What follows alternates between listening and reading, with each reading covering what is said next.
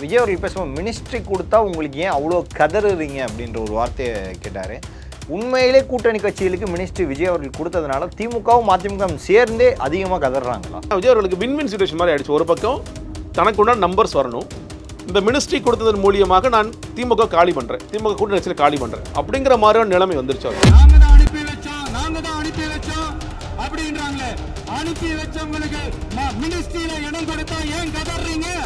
இவங்க கதறாங்களான்னா இவங்க வந்து நிச்சயமாக கதற தான் செய்கிறாங்க. ஏன்னா அவங்க இந்த பவர் ஷேர் பண்ணவே கூடாதுன்னு ஒரு இடத்துல இருந்தாங்க. கூட்டணி ஆட்சியை மக்கள் விரும்புவதில்லை. மக்கள் யாராவது உங்களை கூப்பிட்டு சார் கூட்டணி ஆட்சி கொடுத்துறாங்க சார் சொல்லி சொன்னாங்களா? அது தமிழ்நாட்டுக்கு செட் ஆகாது. மக்கள் விரும்புவதெல்லாம் இப்போ மக்கள் விரும்புகிறாங்களா? அப்போ அவங்க தயவால தான் நம்ம ஆட்சி நடக்குதான். மக்கள் தயவால இந்த ஆட்சி நடந்துகிட்டு இருக்கு. சட்டமன்றத்தில் அது பாயிண்டா வைக்கிறோம். நான் எத்தனை தலித் அமைச்சர்கள் என்னோட சட்டமன்ற உங்க இது அமைச்சர், அது உண்மைதானே. 8 அமைச்சர்கள் கொடுத்துருக்காங்க அப்படின்னா அது நீங்க அது முன்னாடி இல்ல அப்ப அது உண்மை. சமூக நீதி அரசியல் சமூக நீதி நீங்க சொன்னவங்க அதை செய்ய மறுத்துட்டீங்க. நம்ம பட்டியலின சகோதரர்களுக்கு எத்தனை அமைச்சர் பதவி கொடுத்தீங்கன்னு கொஞ்சம் சொல்ல முடியுமா? ஆனா நம்மளுடைய அரசுல 8 அமைச்சர் பதவிகள். நமக்கு இதுவரைக்கும் இந்த பங்குங்கிறது கிடைக்கல. அதிகாரத்தில் நம்ம பவர் ஷேர் பண்ணதே கிடையாது. இப்படியே கூட சொல்ல திமுக ஏமாத்துனாங்க, எல்லாத்தையுமே ஏமாத்திட்டு இருந்தாங்க. அந்த பலன் இன்னைக்கு அனுபவிக்கிறாங்க. திமுக கூட்டணி கட்சி தலைவர்கள் போன விரக்தியில ரொம்ப அதிக அளவு கடந்த விமர்சனம் வைக்கிறாங்களா கூட்டணி கட்சிகள் மேல? நிச்சயமா வைக்கிறாங்க. அது தப்பு தான் நான் சொல்லுவேன். நீங்க காங்கிரஸ் உண்மையில காங்கிரஸ் மேல விமர்சனம் வைப்பது சரி. ஏன்னா சொல்லாம எல்லாம் போயிட்டாங்க. ஒரு காலத்துல யார் எது நீங்க வளர்ந்தீங்க? காங்கிரஸ் எதானே வளர்ந்தீங்க. இந்த வரலாறு இன்னுமே நிறைய பேர் பேசுறாங்க. இந்திரா காந்தி வரலாறு என்ன, கலைஞர் என்ன பேசினாரு அப்படிங்கிறத பேசிட்டு தானே இருக்கிறாங்க. என்னமோ 2 பேர் கூட பிறந்த அண்ணன் தம்பி மாதிரி நாங்க விட்டு போயிட்டாரோன்னு நாங்கள் தூக்கி போட்டு விதிப்போங்கிறது சரியல்ல. ஸ்டாலின் அவர்கள் சொல்லி முடிவெடுக்கிறாங்க அப்படின்னா கூட்டணி முறிச்சிட்டுலாம் போயிருக்க மாட்டாங்க. ஐயோ தான் கூட்டணியை முறிச்சுக்கிறோம் அப்படின்னு சொல்லிட்டு போகிறாங்க அப்படின்னா அவர்கள் வந்து ஸ்டாலினோட வார்த்தைகளை கட்டுப்பட்டு இருக்காங்களா? இல்லை. காங்கிரஸ் இப்போ வந்து மதிமுகவும் இந்த மாதிரி ஒரு ஊசலாட்டத்தில் இருக்கிறாங்க. கம்யூனிஸ்ட்டு, விசிக, ஐயுஎம்எல் இவங்க எல்லாருமே இல்லைங்க நாடாளுமன்றத்தை விஜயோட சேர்ந்து நம்ம சந்திச்சிருவோம்னு சொல்லிட்டான். இப்போ இந்தியா கூட்டணியோட ஸ்ட்ரக்சரே இங்கே மாறிடுச்சு. ராகுல் காந்தி வந்து வித்தியாசமாக ஒன்று செய்கிறார். எனக்கு மாநிலத்தில் விஜய் வேணும், மத்தியில் இருக்கிறதுக்கு ஸ்டாலின் வேணும். அப்போ இந்தியா கூட்டணியில் தாவேகவும் இருக்கும், திமுகவும் இருக்குமா? பிரைம் 9 தமிழ் நேயர்கள் அனைவருக்கும் வணக்கம். இன்றைய நம்ம நேர்காணலில் நம்முடைய இணைந்திருப்பவர் அரசியல் விமர்சகர் ஜெகதீஸ்வரன் அவர்கள். சார் வணக்கம். தமிழக அரசியல் அடுத்த 20 ஆண்டுகளுக்கு கூட்டணி கட்சிகள் நோக்கி தான். கூட்டணி கட்சிகளை யார் வச்சிருக்காங்களோ அவங்க தான் கிட்டத்தட்ட வெற்றியின் பாதையின் பக்கம் போவாங்க. அந்த வகையில் இப்போ இருக்க கூட்டணி கட்சிகள் யாரின் பக்கம் அப்படின்ற ஒரு பெரிய கேள்வி எழுப்புது. விஜய் அவர்கள் சட்டமன்ற கூட்டத்தொடரில் திமுக தான் அந்த கூட்டணி கட்சியில் அனுப்பிச்சு ஆட்சியை காப்பாற்றினா சொல்கிறாங்க. என்னை மக்கள் தான் காப்பாற்றினாங்க, கூட்டணிகள் வந்து உங்கள் பக்கம் இல்லை, அவங்க தன்னிச்சையாக செயல்படுறாங்க, நீங்கள் அவங்கள உங்கள் பக்கம் இழுக்காதீங்கன்றது. கூட்டணிகள் யார் பக்கம்? திமுக பக்கமா, தாவேக்கா பக்கமா, இல்லை தன்னிச்சையாக முடிவெடுக்குதா, இல்லை ஸ்டாலின் அவர்கள் சொல்லி முடிவெடுக்குதா? இல்லைங்க, ஸ்டாலின் அவர்கள் சொல்லி முடிவெடுக்கிறாங்க அப்படின்னா கூட்டணி முறிச்சிட்டுலாம் போயிருக்க மாட்டாங்க. உதாரணத்துக்கு ஐயுஎம்எல் வந்து பேட்டி கொடுக்கும்போது 60 ஆண்டு காலம் கழித்து நாங்கள் பழக்கம், நாங்கள் அதில் 2 முறை அதிமுக கூட்டணியில் இருந்தாங்க. அது வந்து சொன்னதில் அந்த ஒரு சின்ன வரலாற்று பிழை மட்டும் இருந்து. பட் அதர்வைஸ் வந்து ரொம்ப வருஷமாக பெரிய பார்ட்னர் ஐயுஎம்எல் அப்படிங்கிறது. ஐயுஎம்எல் தான் கூட்டணியை முறிச்சுக்கிறோம் அப்படின்னு சொல்லிட்டு போகிறாங்க அப்படின்னா அவர்கள் வந்து ஸ்டாலினோட வார்த்தைகளை கட்டுப்பட்டு இருக்காங்களா? இல்லை. ஒன்று.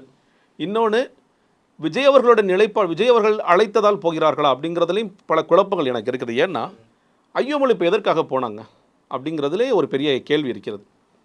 அடுத்து நடக்க போகின்றது பெரிய தேர்தல்னால் ஒன்று உள்ளாட்சி தேர்தல், அதுக்கப்புறம் நாடாளுமன்ற தேர்தல். நாடாளுமன்றத்தில் உள்ளாட்சி தேர்தலில் ஓகே நாங்கள் எல்லாருக்கும் நாங்கள் சீட் ஷேரிங்லாம் பண்ண போகிறோம். 25 மேயரில் ஐயுஎம்எல் கூட நாங்கள் ஒரு மேயர் கொடுக்குறோம், சேர்மன் கொடுக்குறோம், அப்படி கூட சொல்லலாம். அதெல்லாம் ஓகே, லோக்கல் இஷ்யூஸை பொறுத்தது. நடக்க போகிற நாடாளுமன்ற தேர்தலில் விஜய் அவர்களுடைய நிலைப்பாடு என்ன? இப்போ இன்னைக்கு கூட அவர் என்ன சொல்கிறாரு, மத்திய அரசாங்கத்தோடு நாங்கள் அணுக்கமான ஒரு போக்கு தான் இருக்கும், மாநில உரிமைகளை விட்டு கொடுக்க மாட்டோம், ஆனால் ஒரு அணுக்கமான போக்கு தான். அதில் எங்களோட உரிமை அதாவது மற்ற ஃபண்டு இதில் எப்படி செயல்படுமோ அதில் விடமாக செயல்படுவோம். நிர்வாக ரீதியாக நாங்கள் வந்து நிர்வாக ரீதியாக அணுக்கமாக தான் போவோம்னு சொல்லி ஒரு வார்த்தையை சொல்கிறார். நீங்கள் திமுகவும் பாஜகவும் எப்பயுமே வந்து ஒரு லாகர் ஹெட்ஸில் இருந்தாங்க அப்படிங்கிறது தெரியும். மோடி அவர்களும் இன்னும் சொல்லப்போனால் குஜராத்தில் போயிட்டு ராஜஸ்தானில் போயிட்டு தான் திமுக திட்டின வரலாறுலாம் நமக்கு தெரியும். ஸ்டாலின் திட்டுவாங்க, திமுக திட்டுவாங்க. ஆனால் கடைசியில் வந்து காங்கிரஸ் கண்டுட்டோன்னா ஸ்டாலின் மேலே பாசமும் வந்ததையும் நம்ம பார்த்தோம். ரெண்டுமே நம்ம பார்த்தோம்.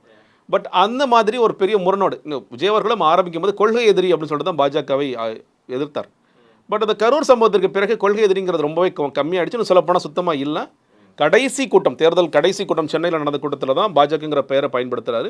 அதற்கு பிறகு உங்களோட இதில் தேர்தல் அறிக்கையில் 2-3 இடங்களில் பாஜகங்கிறது இருக்குது. அதர்வைஸ் வந்து ரொம்பவே பாஜகங்கிறது ரொம்ப சுருக்கிட்டார். 2029 விஜய் அவர்கள் இந்தியா கூட்டணிக்கு தான் போகிறாரு. எனக்கு கிட்டத்தட்ட இந்தியா கூட்டணி காலி பண்ணுறாங்க அப்படிங்கிற ஒரு பார்வை இருந்தது.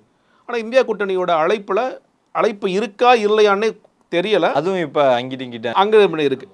ராகுல் காந்தி வந்து வித்தியாசமாக ஒன்று செய்கிறார். எனக்கு மாநிலத்தில் விஜய் வேணும், மத்தியில் எதிர்க்கிறதுக்கு ஸ்டாலின் வேணும். அப்போ இந்தியா கூட்டணியில் தாவேக்காவும் இருக்கும், திமுகவும் இருக்குமா? அப்போ வந்து என்ன இவங்க ஆளுக்கு 15 நம்ம பிரிச்சுக்குவோம், 10 வந்து இவங்களுக்குலாம் பிரித்து கொடுத்துருன்னு சொல்லிடுவாங்களா? ரீசெண்டாக போட்ட எக்ஸில் கூட அதான் சொல்லியிருந்தாரு, சேர்ந்து செயல்படுவோம்னா. எனக்கு நீங்கள் இது வந்து இன்னும் சொல்லப்போனால் வெஸ்ட் பெங்கால்லையே கூட நீங்கள் முன்னாடி ப்ரீவியஸ் மம்தா பானர்ஜி இன்றைக்கி வேறு கதை ஆகிடுச்சு. மம்தா பானர்ஜிக்கும் காங்கிரஸும் கூட்டணி வச்சுட்டானா அதெல்லாம் முடியாது, நான் 40 சீட்டு உனக்குன்னா 1 கொடுக்குறேன் அப்படி தான் சொல்லி மம்தா பானர்ஜி இருந்தாங்க. சரி ஒரு அட்ஜஸ்ட்மெண்ட் பண்ணிக்கலாம்னு அட்ஜஸ்ட் பண்ண முடியாதுன்னு சொல்லி சொன்னாங்க. ரொம்ப காலமாக இருந்துச்சு. ஆனால் இவங்களாம் பாஜக எதிர்த்து நிற்கிறவங்க தான். ஆனால் இப்போ தான் விஜய் அவர்கள் வந்து ஆட்சிக்கு வந்திருக்கிறாரு. அவர் வந்து ஃபிக்ஸ் பண்ணிட்டார், என்னோட எதிரி என்பது திமுக ஃபிக்ஸ் பண்ணிட்டார். அந்த விஜயும் ஸ்டாலின் அவர்களும் திமுகவும் தாவேக்கவும் ஒரே கூட்டணியில் இருப்பார்களா அப்படின்னா இருக்க மாட்டாங்க. அப்போ ஐயோமல் எதன் அடிப்படையில் அவங்க போகிறாங்க? இல்லை பாஜக விஜய் பயங்கரமாக எதிர்க்கிறார் அப்படிங்கிற ஒரு அடிப்படையில் போகிறாங்களா அப்படிங்கிறது எல்லாமே பெரிய கேள்வியாகத்தான் இருக்கிறது. தன்னிச்சையாக இன்றைக்கி ஒரே ஒரு முடிவு தான். என்ன முடிவுனா, நமக்கு இது வரைக்கும் இந்த பங்குங்கிறது கிடைக்கல, அதிகாரத்தில் நம்ம பவர் ஷேர் பண்ணதே கிடையாது. இப்படியே கூட சொல்லலாம், திமுக ஏமாத்துனாங்க, எல்லாத்தையுமே ஏமாற்றிட்டு இருந்தாங்க. அந்த பலனை இன்றைக்கி அனுபவிக்கிறாங்க. திமுக இது என்றைக்கோ செஞ்சுருக்கணும். என்னை பொறுத்த வரைக்கும் திமுக விசிகாவாக இருக்கலாம், மதிமுக இருக்கலாம், கம்யூனிஸ்டாக இருக்கலாம், எல்லாத்துக்கும் எனக்கு கொடுக்கல என்ன பங்கு? நாங்கள் மட்டும் மத்தியில் ஆட்சி வந்தவொடனே நாங்கள் கேட்குறோம்ல. அட்லீஸ்ட் 10 ஆண்டுக்கு அப்புறம் 2021 ஆட்சிக்கு வந்ததுக்கப்புறமா கொடுத்துருக்கலாம், அதை கொடுத்துருக்கலாம். வாரியத்தில் உரிய மரியாதை கொடுத்துருக்கலாம். நீங்கள் உள்ளாட்சி அமைப்புகளில் அவங்க ஜெயிச்ச பிறகாவது அவங்களுக்கு உரிய மரியாதை கொடுத்துருக்கலாம். அதெல்லாம் கொடுக்காம செய்தது மிகப்பெரிய தவறு. நிறைய ஆணவ போக்குனால அவங்க காலியானாங்க, அதை கொடுத்துட்டாங்க. ஐயோமலுக்கு இன்றைக்கி இருக்கிற ஒரே பாயிண்ட், எங்களுக்கு இது வரைக்கும் மினிஸ்ட்ரி ஆனதில்லை, ஷாஜஹான் வந்து மினிஸ்டர் ஆகிட்டார், எங்களுக்கு நல்ல மரியாதை கொடுக்குறாங்க அப்படிங்கிற ஒரு இடம் மட்டும்தான் இருக்கே தவிர, நீண்ட காலத்திற்கு விஜய் அவர்கள் வந்து பாஜகவை எதிர்ப்பார் அப்படிங்கிறதுக்கான தரவுகளை நம்மள்கிட்ட இல்லை. அப்போ எதன் அடிப்படையில் போகிறாங்கன்னா, ஸ்டாலின் பேச்செல்லாம் கேட்கல, நிச்சயமாக ஸ்டாலின் பேச்சை கேட்கல. அதே மாதிரி விஜய் அவர்கள் வந்து இப்படி தான் போகிறாரு அப்படிங்கிற தெளிவும் இல்லை. இன்றைக்கி எங்களுக்கு ஒரு பெனிஃபிட் இருக்குது, அவ்வளோதான். அந்த ஒரு பெனிஃபிட் மட்டும் தான். விசிக நீங்கள் பாருங்கள், திருமாவளவன் அவர்கள் வன்னியரசு உள்ளே போயிட்டார். ஆனால் நீங்கள் புதிய தலைமுறையில் நடந்த பேட்டியில் என்ன சொல்கிறாரு, நாங்கள் எப்போனாலும் வெளியே வரலாம் இல்லையாங்கிறாரு. மினிஸ்டர் தூக்கு போட்டு வரலாம் அப்படின்னு சொல்கிறாரு. ஆனால் உண்மையிலேயே நான் வந்து ஒரு குழப்பத்தில் ஆரம்பித்தார், குழப்பத்தை விட்டு வெளியே வந்துடுவார்னு பார்க்குறேன். இன்னுமே குழப்பத்தில் தான் இருக்கார். 3 மாசமாக இருக்கிறாரு. நீங்கள் இல்லை அந்த பேட்டி 1 மணி நேரம் பேட்டியில் ஆரம்பத்துக்கும் கடைசிக்கும் முரண்படுறார். அந்த அளவுக்கு ஒரு குழப்பத்தில் இருக்கார். அதனால் அவருமே என்னன்னா தெளிவாக இல்லை, இந்தியா கூட்டணி விட்டு இந்தியா கூட்டணியில் இருக்கேன், இந்தியா கூட்டணி மீட்டிங்கு போகிறார். ஆனால் விஜய் அவர்களோட தான் நான் பயணிக்க போகின்றேனா இல்லை அப்படின்னு நான் சொல்லலை. திமுகவோட நான் இருக்கிறேன்னா அதுவும் தெரியலை, அதுவும் இல்லை. கம்யூனிஸ்ட் வந்து என்ன சொல்கிறாங்க, கனி இருப்ப காய்க்க வந்துட்டு ஏதோ ஒன்று சொல்கிறாங்க. நாங்கள் வந்து அப்போ இதை கூட எப்படி வெளிப்படையாக சொல்கிறாங்க, இது வெளிப்படையாக சொல்லுங்கள், எனக்கு புரியலை. இல்லை, யாருக்குமே எதுவும் புரியல, கடைசி அவங்களுக்கே புரியல. தயவுசெய்து வெளிப்படையாக சொல்லுங்கள், எங்களுக்கு புரியலை, இதோட எப்படி புரிய வைக்கிறோன்னு எனக்கு புரியலை, நீங்கள் தயவுசெய்து சொல்லுங்கள் சார் அப்படி தான் சொல்லணும். அவங்களும் ஒரு குழப்பத்தில் தான். எல்லாமே வந்து என்னன்னு கேட்டிங்கன்னா, இந்த நாடாளுமன்ற தேர்தலில் என்னவாக இருக்க போகின்றார்கள், இன்றைக்கி வந்து இந்த அமைச்சரவையில் பங்கெடுப்பது, அதே மாதிரி குடியரசுத் தலைவர் வரவிடாமல் தடுப்பது அப்படிங்கிறதெல்லாம் ஒரு ஆர்வம் இருக்குது, அதை காட்டுறாங்க, அதெல்லாம் புரிஞ்சுக்கிறோம். பட் ஆனால் இந்தியா கூட்டணியில் முன்னாடி இந்தியா கூட்டணி ஸ்ட்ரக்சரை என்ன ஆக போகுதுங்கிற ஒரு பெரிய கேள்வி இருக்குது. நீங்கள் தமிழ்நாட்டை பொறுத்த வரைக்குமே நான் சொல்கிறேன், இப்போ இங்கே இருக்கிற கட்சிகள் எல்லாரும் இல்லை விஜய் தலைமையில் நம்ம போயிடலாம் அப்படின்னா, காங்கிரஸ் ஏற்கனவே போயிடுச்சு. காங்கிரஸ் கண்டிப்பாக அங்கே தான் இருக்க போகிறாங்க. ஒரே ஒரு கட்சி தெளிவாக இருக்குன்னா காங்கிரஸ் மட்டும்தான். நீங்கள் துரோகம் செய்தாலும் நாங்கள் தெளிவாக இன்றைக்கி விஜய் கூட தான் இருக்க போகிறோம், அதில் எந்த மாற்றமும் இல்லைன்னு சொல்லி தமிழ்நாட்டை பொறுத்த வரைக்கும் நான் சொல்கிறேன். நீங்கள் காங்கிரஸ் இப்போ வந்து மதிமுகவும் இந்த மாதிரி ஒரு ஊசலாட்டத்தில் இருக்கிறாங்க. கம்யூனிஸ்ட்டு, விசிக, ஐயுஎம்எல் இவங்க எல்லாருமே இல்லைங்க நாடாளுமன்றத்தை விஜயோடு சேர்ந்து நம்ம சந்திச்சிருவோம்னு சொல்லிட்டா, அப்போ இந்தியா கூட்டணியோட ஸ்ட்ரக்சரே இங்கே மாறிடுச்சு. அப்போ இந்த திமுக அப்போ என்ன ஸ்டெப் எடுப்பாங்க, இப்படி நீங்கள் பண்ணுறீங்களா, நீ இங்கே வந்து இந்தியா கூட்டணி இப்படி ஸ்ட்ரக்சர் வருதுன்னா தேசிய அளவில் காங்கிரஸே நான் கழட்டுவேன், நான் பிஜேபி நான் காங்கிரஸ் கூட்டணி நான் உருவாக்குவேன். எப்படி வந்து ஒரு காலத்தில் பிஆர் சந்திரசேகர் முயற்சி பண்ணாரோ, டிஆர்எஸ் தலைவர் முயற்சி பண்ணாரோ, அதே மாதிரி காங்கிரஸை கழட்டி விட்டுட்டு மம்தா பானர்ஜி, அகிலேஷ் யாதவ், அரவிந்த் கெஜ்ரிவால், ஃபாரூக் அப்துல்லா, நான் முடிஞ்சால் டிஆர்எஸ் இவங்களெல்லாம் சேர்த்துக்கிட்டு நான் ஒரு புதுசான ஒரு கூட்டணியை கட்டுவேன் அப்படின்னு அந்த ஒரு முயற்சிகளும் ஒரு ஏற்படலாம். ஸோ இன்றைக்கி ஒரு மிகப்பெரிய குழப்பத்தில் உண்மையிலேயே இந்த கூட்டணி கட்சியில் இருக்கிறாங்க தான் நான் பார்க்கின்றேன். தன்னிச்சையான முடிவு தான் அவங்களோட, என்ன பொறுத்த தன்னிச்சையான முடிவு தான் இது. வந்து ஸ்டாலின் அவர்களை கேட்டு முடிவெடுக்கல, விஜய் அவர்களை கேட்டு முடிவெடுக்கல. ஆனால் கோயிங் ஃபார்வர்ட் எப்படி இருக்குன்னா டைரக்ஷன்ஸ் மோஸ்ட்லி வந்து விஜய் கூட போயிடலாம் அப்படிங்கிறதுக்கான வாய்ப்புகள் தான் பிரதானமாக இருக்குது. அது எது அவங்களுக்கு பெருசாக தடுக்குதுன்னா, நான் சொன்ன மாதிரி பாஜகவை விஜய் அவர்கள் எந்த அளவுக்கு விமர்சிப்பார், எதிர்ப்பார். இவர் 2029 பாஜகவை எதிர்த்து தானே ஒரு அரசியல் இருக்க போகின்றதா முற்றுமாக. அதை வந்து அப்போ எதிர்க்கிறார் அப்படின்னா, அப்போ இந்த கூட்டணிக்கு வரப்போகிறாரா, இந்தியா கூட்டணிக்கு வரப்போகிறாரா? இந்தியா கூட்டணியில் வந்து ஏற்றுக்கிட்டாருன்னா அப்போ காங்கிரஸ் அப்போ வந்து அவங்க யார் பிரைம் மினிஸ்டர் சொன்னாங்களோ அதை ஏற்றுக்குவாரா இவர் அப்படிங்கிற பல கேள்விகள்லாம் இன்றைக்கி இருக்குது. ஏன்னா கூட்டணிகள் போனதுக்கப்புறம் தான் திமுகவோட ஒவ்வொரு குரலும் வெளியே வருது. அதாவது முன்னாடி இருந்த கூட்டணி கட்சி தலைவர்கள்லாம் வயசு வித்தியாசம் பார்க்காம அவ்வளோ விமர்சனம் வைக்கிறாங்க. திமுக வைக்கிறாங்க இல்லை வேற ஒரு இணைவாசிகள் வைக்கிறாங்கன்றதை தாண்டிலும் அதை வந்து கோவப்படுறாரு. காதர் மொய்தீன் அவர்கள் பத்திரிகை சந்திப்பிலே கோவப்படுறாங்க. 6வது கடமை நான் இங்கே சொன்னேன், நீங்களே உங்களுக்கு சொல்லிக்கிட்டா நான் பொறுப்பு அப்படின்ற அளவு கோவப்படுறாரு. திமுக கூட்டணி கட்சி தலைவர்கள் போன விரக்தியில் ரொம்ப அளவு கடந்த விமர்சனம் வைக்கிறாங்களா கூட்டணி கட்சிகள் மேலே? நிச்சயமாக வைக்கிறாங்க. அது தப்பு தான் நான் சொல்லுவேன். நீங்கள் காங்கிரஸ் மேலே விமர்சனம் வைப்பது சரி. ஏன்னா சொல்லாமல் போயிட்டாங்க. ராகுல் காந்தி அவர்கள் வந்து நன்றி கூட சொல்லலை, அது நேரடியாக சொல்லியிருக்கணும், அது செய்யாமல் விட்டுட்டார். மற்றவர்கள் எல்லாருமே வந்து இவர் கூட இன்னும் சொல்லப்போனால் ஐயோமெல்லாம் பாருங்க, நேற்றும் கூட்டணியில் இருந்தோம், இன்றும் இருப்போம், நாளையும் இருப்போம்னு சொல்லி சொன்னாங்க. ஸ்டாலின் சொல்லாமல் எங்கும் செல்ல மாட்டோம்னு சொன்னாங்க. அப்போ அவர்களுக்கு உண்டான மரியாதை நீங்கள் கொடுக்கணும்ல. நீங்கள் அதே மாதிரி விசிகவாக இருக்கலாம், கம்யூனிஸ்டாக இருக்கலாம், தொடர்ச்சியாக அந்த மீட்டிங்கில் இருந்தாங்க, கன்சல்டேஷன் ப்ராசஸ் போயிட்டே இருந்துச்சு. கடைசியாக இவர் வந்து இந்த ஆட்சி குறித்து முதலாக முக ஸ்டாலின் எழுதும் போது கூட நம்முடைய தோழர்களாக இருந்தவர்கள், நேற்று நம்முடைய இருந்தவர்கள் இன்று போகிறாங்க, அவங்களுக்கு நான் வாழ்த்துக்கள் சொல்லி தான் அனுப்புகிறேன்னு சொல்லி சொன்னார். அப்போ அந்த கண்ணியம் அவரிடம் இருக்குது அப்படின்னா, நீங்கள் அடுத்த நாள் வந்து ஒரு போராட்டம் நடக்கும்போது விசிக அடிக்கிறதுக்கு ஒரு மேலேருந்து பாயிறாரு. இதில் நினைக்கிறேன், குன்னத்தில் ஒருத்தர் பாயிறாரப்பா. அப்போ என்ன அரசியல் நீங்கள்? அப்போ இவ்வளோ நாள் வன்மத்தோடு தான் நீங்களாம் செயல்பட்டீங்களா? அப்போ நீங்கள் நல்லா யோசிச்சு பாருங்கள், வட மாவட்டங்களில் திருமாவளவனோட வாக்குகள் மூலியமாக நீங்கள் வெற்றி பெற்றீங்களா இல்லையா? அந்த வாக்குகள் இப்போ எவ்வளோ பெருசாக கை கொடுத்துச்சு? அது 2019 இருக்கலாம், 2021 இருக்கலாம், 2024 இருக்கலாம், கை கொடுத்துச்சுல. அப்போ அந்த நன்றி நீங்கள் வந்து என்னமோ உங்களுடைய வாக்குகள் மட்டும் தான் ட்ரான்ஸ்ஃபர் ஆன மாதிரியும், இவங்க வாக்கள் டிரான்ஸ்ஃபரே ஆகாத மாதிரியும். ஆமாம், 2026 மெயினாக திருமாவளவன் அவர்கள் வாக்கு சதவீதத்தினால தான் திமுக அடி வாங்குச்சு. ஏன்னா 3%, திருமாவளவன் அவர்கள் 2021 4%, இப்போ 1.5%. அது கரெக்ட் தான். நீங்கள் அப்போ திமுக வாக்கு வங்கியும் சரிஞ்சிருக்குல்ல. ரெண்டுமே மியூச்சுவல். நான் சொல்கிறேன், நீங்கள் விழும்போது சேர்ந்தாங்க விழுவாங்க. நீ பெரிய கட்சி விழும்போது சின்ன கட்சி விழ தான் செய்வாங்க. நீங்கள் அதே நேரத்தில் பெரிய கட்சி எந்திரிக்கும் போது சின்ன கட்சி சேர்ந்தாலும் கான்ட்ரிபியூட் பண்ணாங்க. 2019, 2021, 2024 வரைக்குமே விசிகோட வாக்குகள் அவங்களுக்கு பெருசாக கை கொடுத்துச்சா இல்லையா? அப்போ அதை நீங்கள் மறந்துட்டு நீங்கள் வந்து கூட்டணி விட்டு, இன்னும் சொல்லப்போனால் திருமாவளவன் இன்னைக்கு வரைக்குமே நான் இந்த கூட்டணி விட்டு கிளம்புறேன்னு சொல்லி இப்போ ஐயோமல் மரணம் சொல்லலை. ஆமாம், நாங்கள் வந்து திமுக கூட்டணி மேல் இல்லைன்னு சொல்லி சொல்லலை. அவர் அங்கேயும் இல்லை இங்கேயும் இல்லை, ஏதோ ஒரு வித்தியாசமான நிலைப்பாடில் இருக்கேன்னு சொல்லி சொல்கிறார். அப்படி தான் அவர் பயணிச்சுட்டு இருக்கார். அப்படி இருக்கும்போது விசிக இவ்வளோ விமர்சனம் செய்ய வேண்டிய அவசியம் இருக்கிறதான நிச்சயமாக இல்லை.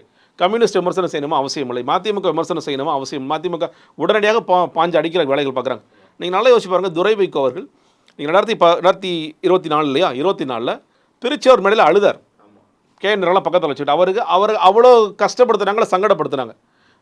சூரியன் நினைப்பா நாங்கள் முடியவே முடியாத தீப்பட்டி தான் நிற்பேன்னு சாதிச்சார். அவர் இடையில ஓட்டு கேளு நாயன்னு சொல்லியிருந்தாரு கேஎன்ஆர் அவர்கள். அப்போது அந்த சங்கடத்தெல்லாம் நீங்கள் கொடுத்த பிறகு இன்றைக்கி அவர் வந்து விஜய் போய் பார்க்க போகின்றார் அப்படின்னா அதை உடனடியாக விமர்சிப்பதும், நீங்கள் வைகோ வீட்டுக்கு விஜய் ஒரு போராட உடனடியாக விமர்சிப்பதுங்கிறது என்ன விதமான அரசியல்? இது நாகரிகமான அரசியலான? நிச்சயமாக நாகரிகமான அரசியல். இன்னொன்று, இந்த பாட்டர்ஸுங்கிறவங்க ஒரு 9-10 வருஷமாக கூட இருக்காங்க. மற்றபடி தமிழ்நாட்டில் எலெக்ஷன் நேரத்தில் இந்த கூட்டணிங்கிறது மாறிக்கிட்டே தான் இருந்துச்சு. ஒரு 10 வருஷம் கூட பயணிச்சிட்டாங்க, அதனால் நாங்கள் விடவே மாட்டோம் அப்படின்னு சொன்னீங்கன்னா அது எந்த விதமான அரசியலிங்க? ஒரு காலத்தில் யார் எதிர்த்து நீங்கள் வளர்ந்தீங்க? காங்கிரஸ் எதிர்த்து வளர்ந்தீங்க. இந்த வரலாறு இன்னுமே நிறைய பேர் பேசுகிறாங்க. இந்திரா காந்தி வரலாறு என்ன, கலைஞர் என்ன பேசினாரு அப்படிங்கிறத பேசிட்டு தானே இருக்கிறாங்க. என்னமோ 2 பேர் கூட பிறந்த அண்ணன் தம்பி மாதிரி நாங்கள் விட்டு போயிட்டாரோன்னு நாங்கள் தூக்கி போட்டு மிதிப்போங்கிறது சரியல்ல. கூட்டணி இன்னைக்கு வரும், நாளைக்கு வரும், நாளைக்கே காட்சிகள் மாறும். 2029க்கு இல்லைங்க பழையபடி எங்கள் விஜய் வேண்டாம், நாங்களாம் சேர்ந்து திமுக கூட சேர்ந்து நிற்கிறதா சரியாக இருக்கும், அப்போ தான் மோடி எதிர்க்க முடியும்னு கூட முடிவு எடுக்கலாம். அப்போ அந்த நேரத்தில் எப்படி முகம் கொடுத்து நீங்களாம் பார்த்துக்குவீங்க? அப்போ எப்படி நீங்கள் கீழே வரல சொல்கிறேன், அப்புறம் எப்படி ஜெல்லாக நீங்கள் ஒர்க் பண்ணுவீங்க? இது அனாவசியம். நீங்கள் வந்து கூட்டணி விட்டு போகிறாங்கன்னா அந்த கண்ணியத்தோடு அவர்களை அனுப்பி வைப்பதான் சரியான ஒன்றாக இருக்கும். கூட்டணி என்பது மாறிக்கொண்டே தான் இருக்கும். விஜய் அவர்கள் பேசுவோம், மினிஸ்ட்ரி கொடுத்தா உங்களுக்கு ஏன் அவ்வளோ கதறுறீங்க அப்படின்ற ஒரு வார்த்தையை கேட்டார். உண்மையிலே கூட்டணி கட்சிகளுக்கு மினிஸ்ட்ரி விஜய் அவர்கள் கொடுத்ததுனால திமுகவும் மதிமுகவும் சேர்ந்தே அதிகமாக கதறாங்களா? இல்லைங்க, கதறாங்கிறத விட விஜய் அவர்களுக்கு இந்த நம்பர் சிலட்டு விஜய் முதல்ல கொடுத்துருப்பாரா அப்படிங்கிற கேள்வியும் இதில் இருக்குது. நீங்கள் ஒரு வேளை 118 வந்துருச்சு, 118 வந்தாலும் பரவாயில்ல, எனக்கு வந்து நீங்கள் விசிக்கவும் வாங்க என்னன்னு கேட்டிங்கன்னா, விஜய் அவர்களுக்கு வின்வின் சிச்சுவேஷன் மாதிரி ஆயிடுச்சு. ஒரு பக்கம் தனக்கு உண்டான நம்பர்ஸ் வரணும், இந்த மினிஸ்ட்ரி கொடுத்ததன் மூலியமாக நான் திமுக காலி பண்ணுறேன், திமுக கூட்டணி கட்சியில் காலி பண்ணுறேன் அப்படிங்கிற மாதிரியான நிலைமை வந்துருச்சு அவருக்கு. 118 வந்திருந்துச்சுன்னா அவங்க எதிர்கட்சிகளும் சரி எதிர்ச்சியாக செயல்பட்டு போவாங்க. நம்மளாம் ஒரு திமுக கூட்டணி கீழே செயல்பட்டு போயிடும், அவங்களும் விட்டுருப்பாங்க.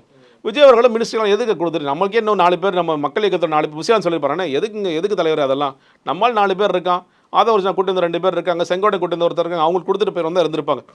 நீங்கள் மறுபடியும் ரெஃபரன்ஸ் எங்கே எடுக்கிறாங்கன்னா முதல் மாநாடு சொன்னது என்பது தேர்தலுக்கு முன்னாடியே வர்றவங்களுக்கு தான். நாங்கள் போஸ்ட்போல் அலையன்ஸில் இதெல்லாம் செய்வோம் நாங்கள் எங்கேயும் சொல்லவே இல்லை, கிடையாது.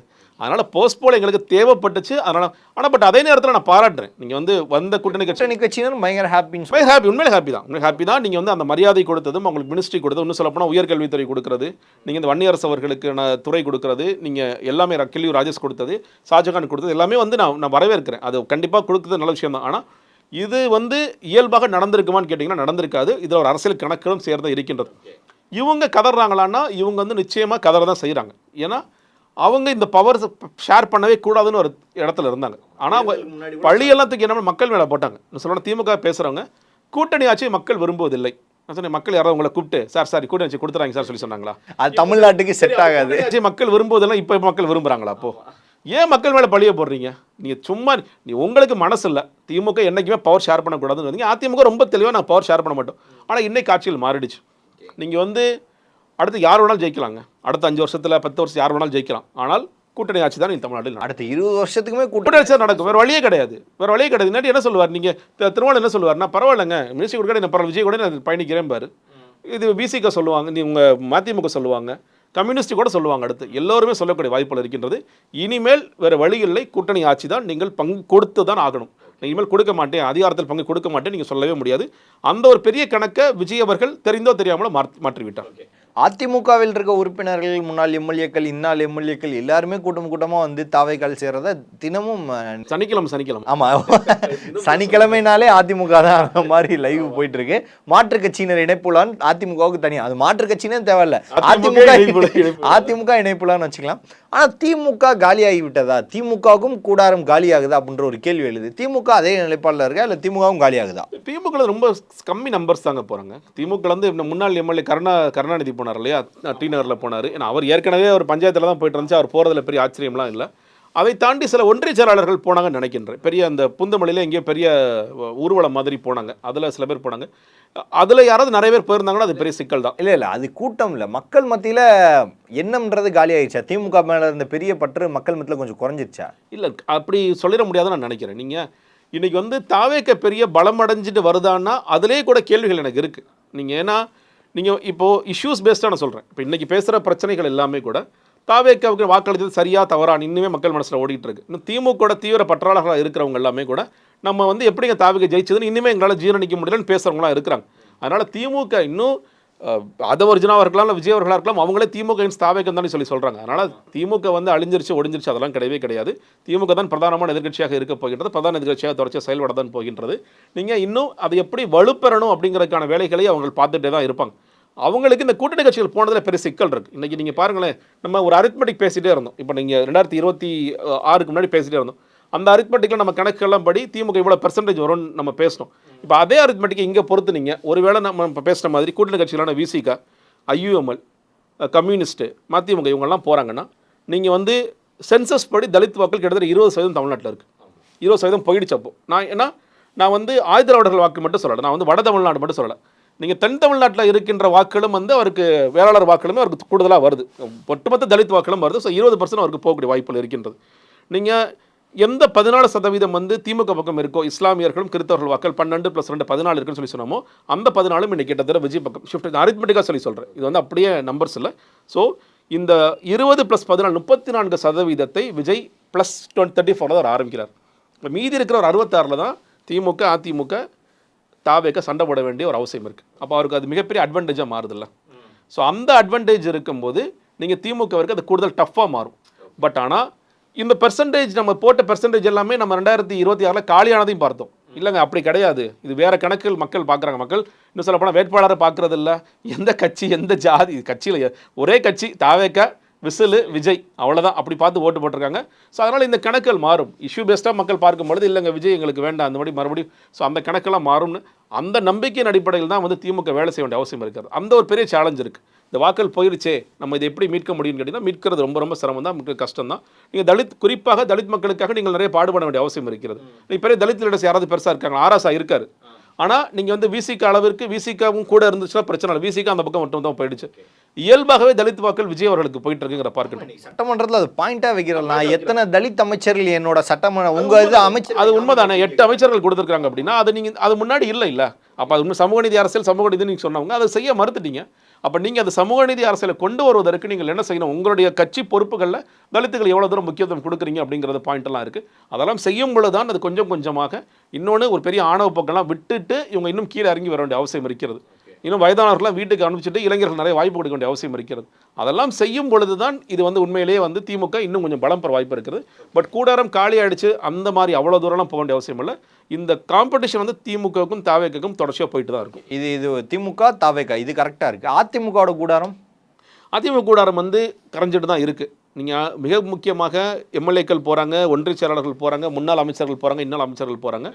எடப்பாடி பழனிசாமி அவர்கள் இதை புரிஞ்சுக்கிறாரா அப்படின்னு கேட்டிங்கன்னா, அவர் என்ன நினைக்கிறார், எல்லாரும் போகட்டும், கட்சி என்கிட்ட இருக்குது அப்படிங்கிறாரு. கட்சியை மட்டும் வச்சுட்டு என்ன பண்ணுவீங்கன்னு ஒரு கேள்வி இருக்குது. இப்போ ஒன்றும் இல்லை, நீங்கள் உங்களுடைய இப்போ 6 தொகுதி இடைத்தேர்தலில் 5 தொகுதி நீங்கள் ஜெயிச்ச தொகுதி.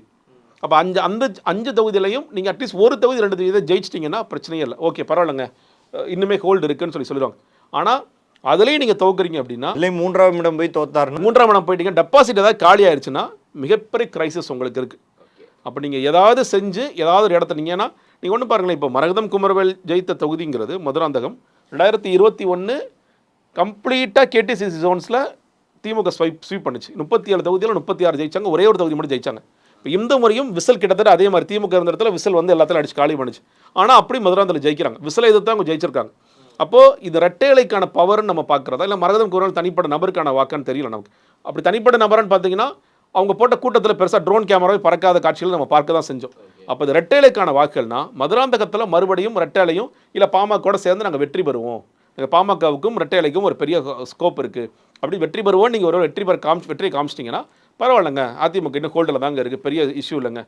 தப்பி தவறி நீங்கள் வந்து டெபாசிட் காலி ஆகிடுச்சு அப்படின்னா கதை முடிஞ்சிருச்சு அப்படிங்கிற நரேட்டிவ்க்கு மக்களே போயிடுவாங்க. அதை தூக்கி பிடித்து ஹோல்ட் பண்ண வேண்டிய இடத்துல இருக்காரு. தீவிரமாக இன்னும் சொல்லப்போனால் இந்த 6 தொகுதியிலும் தீவிரமாக களப்பணி ஆற்ற வேண்டிய இடத்துல இருக்கார்.